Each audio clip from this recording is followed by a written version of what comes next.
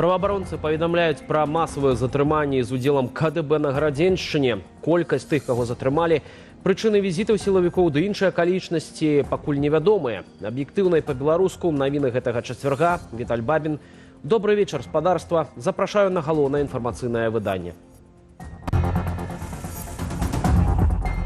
Абыход санкцыяў і праца на вайну, як беларускія ўласнікі еўрапейскіх прадпрыемстваў прадавалі Расіі мікрасхемы.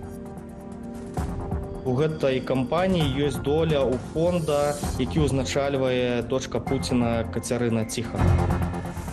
Думае над тым, каб напісаць прашэнне аб памілаванні на імя Лукашэнкі. Якія падрабязнасці спаткання бацькі з Марыяй Калеснікавай сталі вядомыя. Гэта частка такой інфармацыйнай вайны, каб перабіць пэўныя тэзісы, пэўныя наратывы, пра якія кажа грамадзянская супольнасць у выгнанні.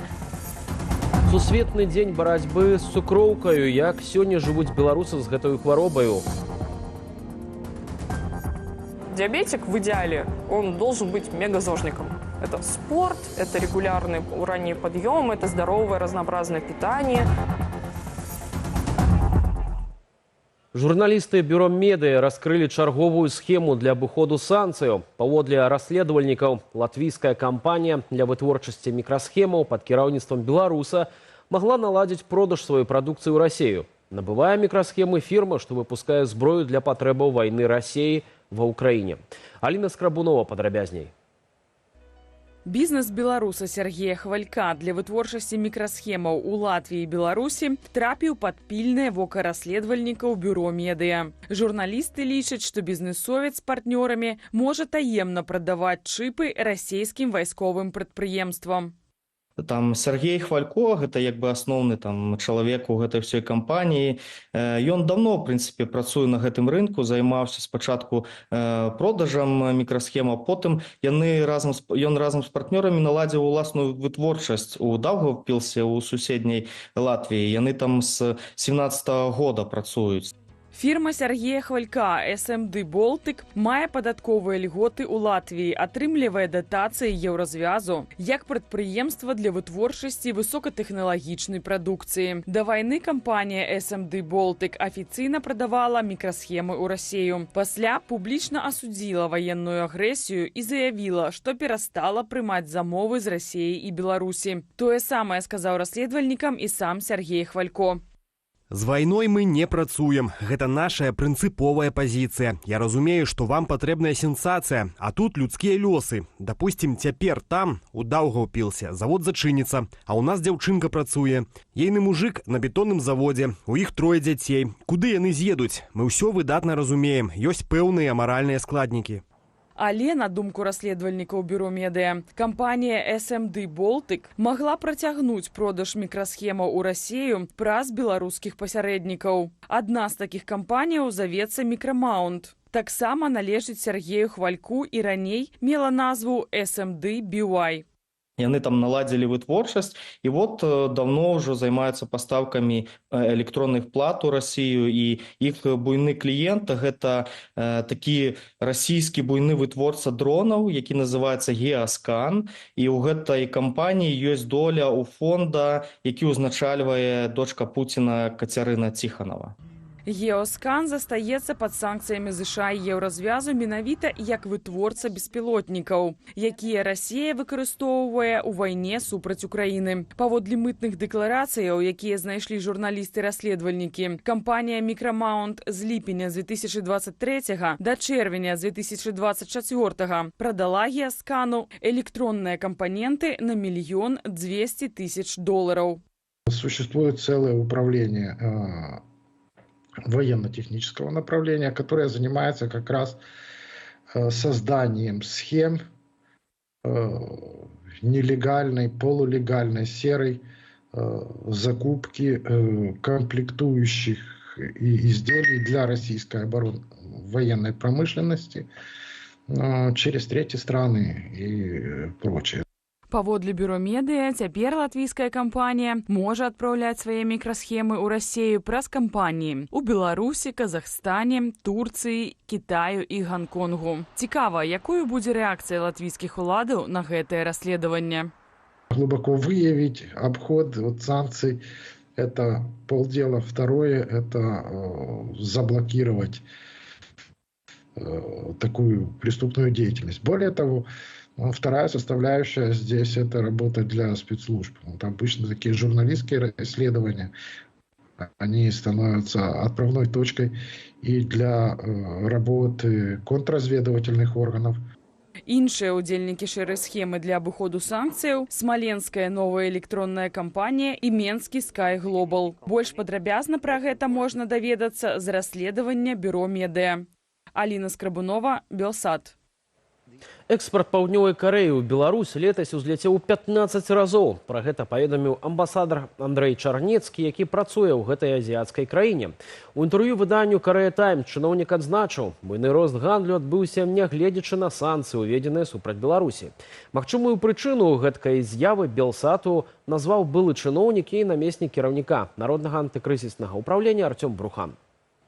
Гандлёвая анамалія сведчыць пра тое, што і Расія таксама, хутчэй за ўсё, выкарыстоўвае Беларусь дзеля абыходу санкцый. Даволі моцны кантроль у дачыненні да расійскага бізнеса.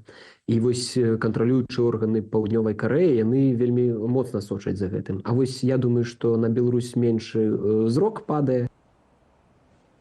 Экспортныя санкцыі афіцыйны Сеул увёў у сакавіку 2022 года у адказ на падтрыманне лукашэнкаўскім рэжымам агрэсіі Расіі супраць Украіны. У спісе забароненых тавараў больш за 1400 найменняў. Пад абмежаванне трапілі тавары патэнцыйна прыдатныя для ваенных мэтаў. Што праўда, санкцыі маюць юрыдычныя шчыліны. Кантракты, заключаныя да іх увядзення, могуць выконвацца ў поўным аб'ёме. Няма абмежаванняў і на экспарт для паўднёва-карэйскіх дачынных кампаніяў, што працуюць у Беларусі. Амбасадар Андрэй Чарнецкі адзначыў, Беларусь і сама актыўна экспартуе тавары на паўднёва-карэйскі рынак. Асаблівым попытам у азіяцкіх партнёраў карыстаюцца драўніна і хімічныя валокны. Аднак ацаніць актуальны двухбаковы таваразварот пакуль немагчыма. Апошнія звесткі з'яўляліся ў міжнародных трэйдынгавых агенцтвах у 2022 годзе. А Лукашенко наведаў адрамантаваны стадыён «Трактар». Тут ён зноў гаварыў пра будучую выбарчую кампанію, ды тлумачыў, чаму зняліся ягоныя спойлеры Бобрыкаў з Чамаданавай. Оля Чемоданова у нас была и Бобриков. Ну, нормальные люди. Конечно, они сторонники президента. И они шли, как я сказал, зная почему. Мы знаем, что президент выиграет. Мы будем их... Но мы не дадим его там обидеть. Как будто меня кто-то мог обидеть. А потом посмотрели, внутри организации не очень это понимают, они лучше, говорят, мы снимемся. Выказаўся Лукашенко чарговы раз і наконт гендернага пытання. Паводле ўзурпатара, прэзідэнцкая пасада ў нашай краіне – гэта найцяжэйшая праца, якой не трэба грузіць жанчыну. Да таго ж Лукашенко заявіў, што за яго сабралі ўжо 700 000 подпісаў. Людзі ж, маўляў, не вельмі ідуць на тое, каб падпісвацца за альтэрнатыўных кандыдатаў, дадаў ён. Расказаў узурпатар і чаму крыху кульгае. Маўляў, насамрэч ён футбаліст, а не хакеіст. Шмат гадоў таму ён нібыта спатыкнуўся, упаў і пабіў калена падчас гульні ў футбол. Цяпер жа старая траўма дае пра сябе ведаць. Захад працягвае рэагаваць на сустрэчу палітзняволенай Марыі Калеснікавай з бацькам. Цяпер пра гэта ў публікацыі ў сацыяльнай сетцы X узгадаў прадстаўнік замежна-палітычнай службы Еўразвязу Петр Стана. Разам з тым палітык заклікаў вызваліць Марыю Калеснікаву ды ўсіх астатніх палітвязняў Беларусі. Тэму працягнем у наступным матэрыяле. Сустрэча без падрабязнасцяў. Сваякам палітзняволенай Марыі Калеснікавай забаранілі каментаваць кароткае спатканне з ёю. Такую умову паставіў рэжым, паведаміў выданню Associated Press бацька актывісткі Александр Калеснікаў. У размове з журналістамі мужчына толькі адзначыў, што нарэшце змог абняць дачку і што яна умяркоўвалі прашэнне аб памілаванні на імя Лукашэнкі. Гэта частка такой інфармацыйнай вайны, каб перабіць пэўныя тэзісы, пэўныя наратывы, пра якія кажа грамадзянская супольнасць у выгнанні. Вось, каб усе пабачылі, усі, вядома, што рады, што Марыя жыва, здарова, выглядае адносна добра таго, як можа чалавек выглядаць у зняволенні. Вось, але, вядома, ўлада мае свае мэты. Кароткае спатканне Александра Калеснікава з дачкою прайшло 12 лістапада. Да гэтага сваякі Марыі Калеснікавай не мелі з ёю ніякай сувязі больш за 600 дзён. Фігуранта справы Ціханоўскага Александра Арановіча пачалі судзіць у Магілёве паводле чарговага крымінальнага артыкулу. Палітвязня абвінавачваюць у нібыта злосным непадпарадкаванні патрабаванням адміністрацыі папраўчай установы. Яму пагражае яшчэ 2 гады зняволення. Да таго ж Александра Арановіча ўжо 5 месяцаў утрымліваюць у рэжыме інкамунікада. Зараз рэжым спрабуе такі перавярнуць гэтую старонку тым, чым ён займаецца, паказаць аднаго боку, што ён як бы вось дае там спатканне, што вось ён балатуецца, што вось нібыта Лукашенка гэта гарант міру. І з іншага боку Лукашенка спрабуе ўсё ж такі захаваць вось гэта сваё права рэпрэсаваць незаўгодных. У 2021 годзе Александру Арановічу прысудзілі 6 гадоў зняволення, у тым ліку нібыта за рыхтаванне да ўдзелу ў масавых беспарадках. Цяпер палітвязень адбывае пакаранне ў магілёўскай турме нумар 4. У Магілёўскім абласным судзе пачалі разглядаць справу палітвязня Паўла Чуркіна, якога рэжым абвінавачвае ў здрадзе дзяржаве за нібыта супрацу з украінскай выведкай. Раней магілёвец ужо адбыў 1 год у турме быццам за знявагу Лукашэнкі. Аднак сёлета ў красавіку Паўла Чуркіна зноў затрымалі, а на камеру ён прызнаўся, што нібы здымаў размяшчэнне комплексаў «Іскандэр» у Беларусі на заданне галоўнага ўпраўлення выведкі Мінабароны Украіны. Следчы камітэт завяршыў спецыяльнае вядзенне ў справе атакі дрона на базу менскага АМАПу, што адбылася ў верасні 2021 года. Фігуранты экс-амапавец Павел Кулаженка і былы вайсковец Віталь Пацехін. Абодва адзначылі ў ведамстве, былі ўдзельнікамі тэрарыстычнай арганізацыі «Супраціў». Паводле следчых Віталь Пацехін кантрабандаю атрымаў дрон з Украіны, ды некалькі месяцаў рыхтаваўся да рэалізацыі плану. А ноччу з 24 на 25 верасня 2021 года з дапамогай беспілотніка скінуў 2 5-літровыя бутэлькі з запальную сумесю на базу АМАПу. Прапагандысты ж у чарговым сюжэце, прысвечаным гэтай справе, узгадалі і будучую электаральную кампанію ў Беларусі. Чем ближе день выборов, тем больше будет шпионов, тем больше будет различных агентов, которые внедряются там в Беларусь, каких-то диверсантов, обязательно будет добавляться Украина, то есть будет создаваться такой вот ореол общей небезопасности вокруг Беларуси. Паўла Кулаженку і Віталя Пацехіна абвінавачваюць паводле 6 крымінальных артыкулаў ад акту тэрарызму да змовы з мэтаю захопу ўлады. Абодва абвінавачаныя цяпер па-за межамі Беларусі. Ірына Юр'ева, Белсат. Беларускі аўтобус з рэгістрацыйнымі нумарамі Гомельскай вобласці трапіў у аварыю ў Польшы. У ім было 11 чалавек, 6 пацярпелых даставілі ў лякарні. Паводле беларускага МЗС пацярпелыя грамадзяне Беларусі. На трасе А2 каля населенага пункта Каленіцы кіроўца аўтобуса па невядомых прычынах з'ехаў на аварыйную паласу ды прабіў дарожную загароду. Машына вылецела ў кувет і перагарнулася на бок. На фотаздымках польскіх службаў бачная шыльда пад лабавым шклом аўтобуса з указаннем маршруту Гомель-Урослаў. На сайце беларускага перавозніка «Тикет-Бас» інфармацыя пра дарожна-транспартнае здарэнне на момант рыхтавання гэтай навіны адсутнічала.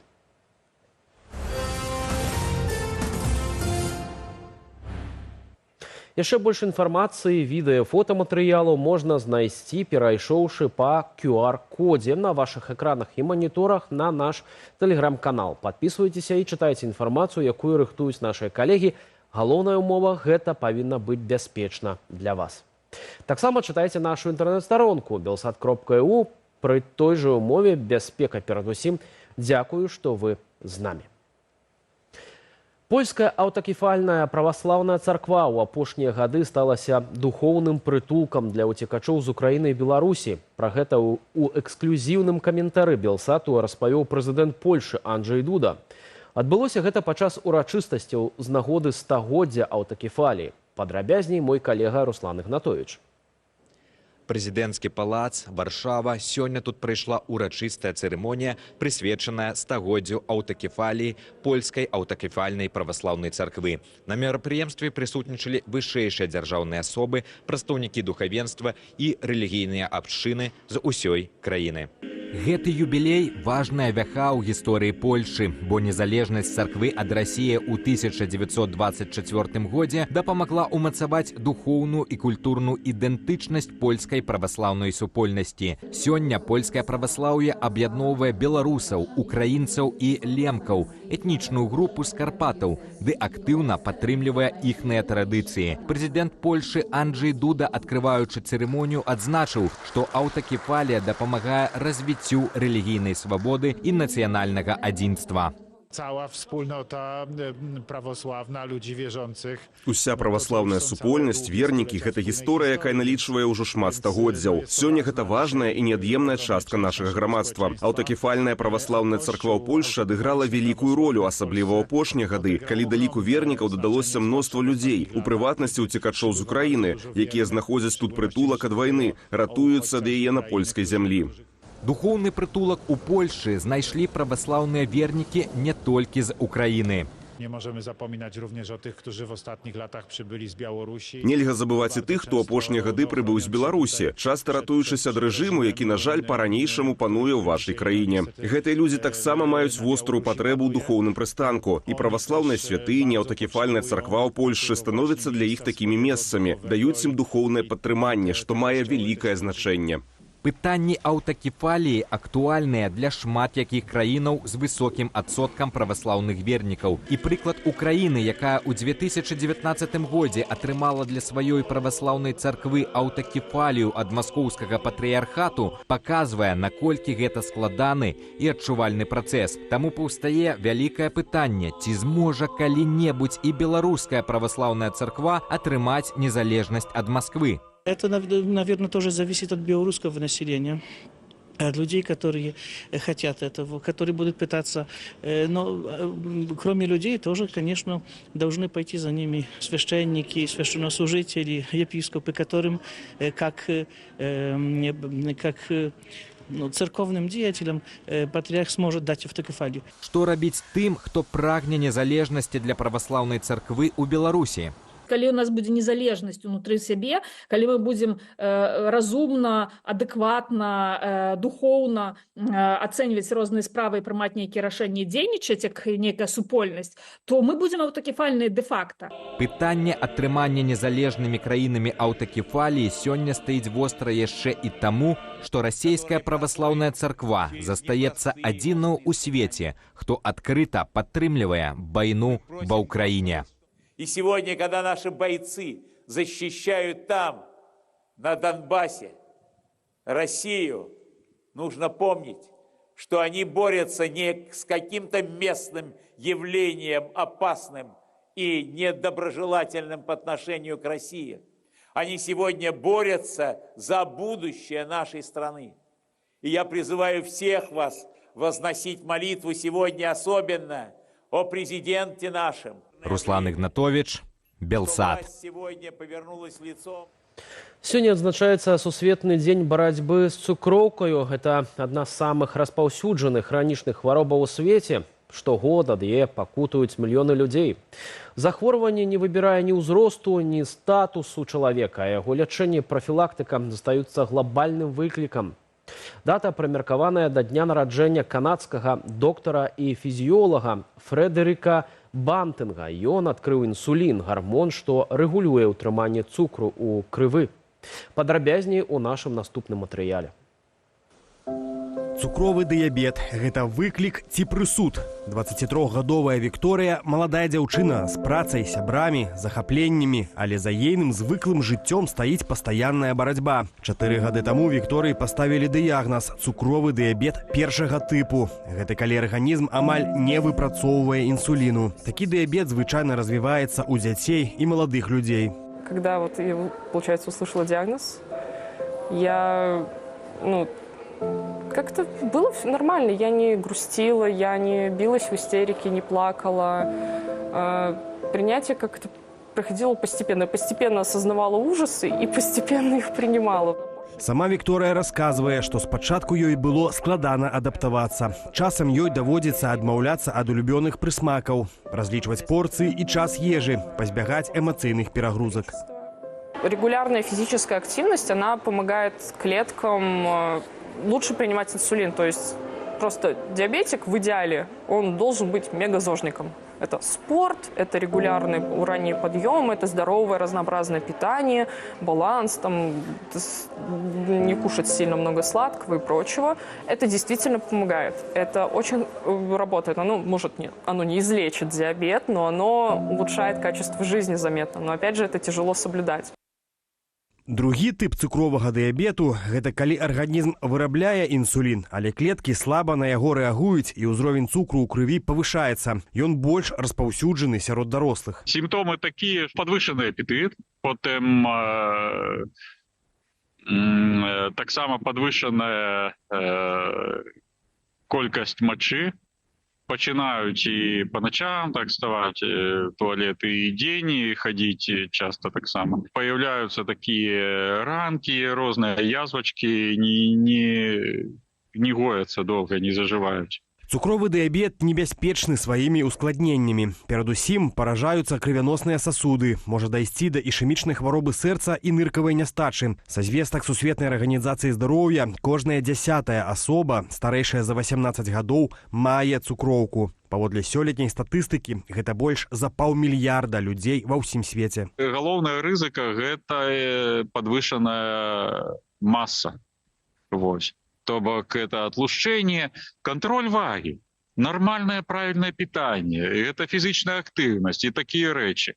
Гэта вельмі ўплывае на рызыку цукровага дыябета. Паводле статыстыкі Мінздароўя, сёлета на пачатак году ў нашай краіне пад медычным наглядам былі амаль 380 тысяч пацыентаў з цукровым дыябетам. Штогадовы прырост складае каля 8%. За апошнія 20 гадоў колькасць хворых на цукроўку павялічылася ўтрая. Цукровы дыябет – гэта не прысуд. З ім можна жыць паўнавартасным жыццём, калі выконваць рэкамендацыі дактароў. Отдавать предпочтение продуктам цельнозерновым и клетчатке. Это могут быть овощи, фрукты, крупы, бобовые, орехи. Клетчатка замедляет всасывание углеводов и тем самым обеспечивает плавное увеличение сахара без резких скачков.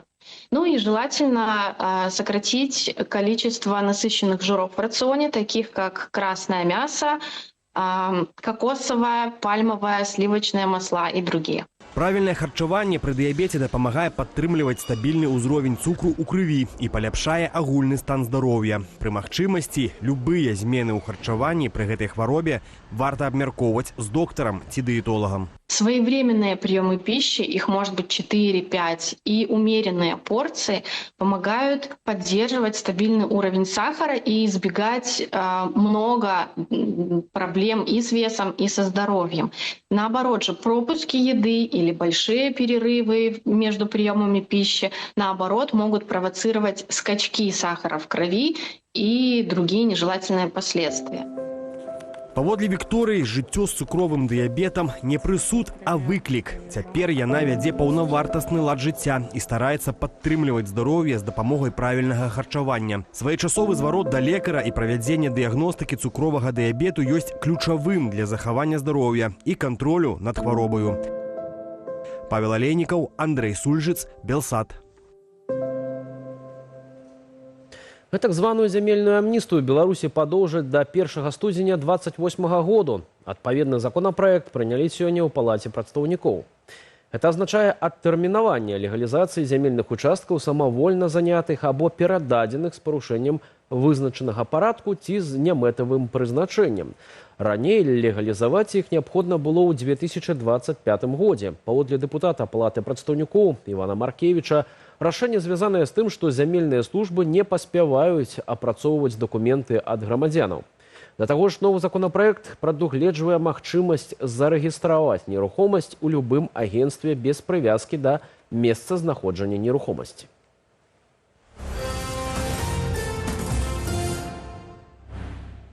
Расійскія войскі спрабуюць прорвацца ў горад Куп'янск Харкаўскай вобласці Украіны. Паводле маніторынгавага праекту Deep State у адной з такіх спробаў удзельнічалі да 15 адзінак вайсковай тэхнікі. ЗСУ знішчылі большасць расійскіх баявых машынаў. Deep State паведамляе, што з іх, аднак, паспеў высадзіцца дэсант, які заняў дамы пры Сватаўскай вуліцы. У сваю чаргу украінскі генштаб адмаўляе наяўнасць у Куп'янску расійскіх войскаў. Напярэдадні акупанты 4 хвалямі атакі спрабавалі прарваць украінскую абарону на куп'янскім напрамку. Паводле украінскага боку, частка расійскіх салдатаў была пераапранутая ў форму украінскіх вайскоўцаў.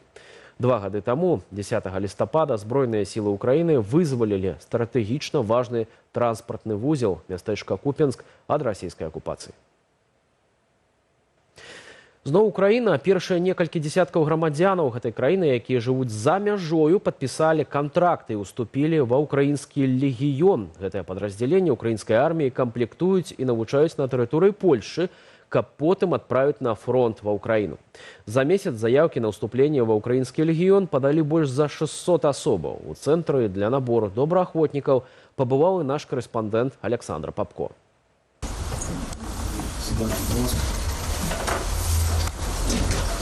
Гэты хлопец першы, хто падпісаў кантракт са збройнымі сіламі Украіны на тэрыторыі Польшчы. Вітаю вас, Збройных сил України.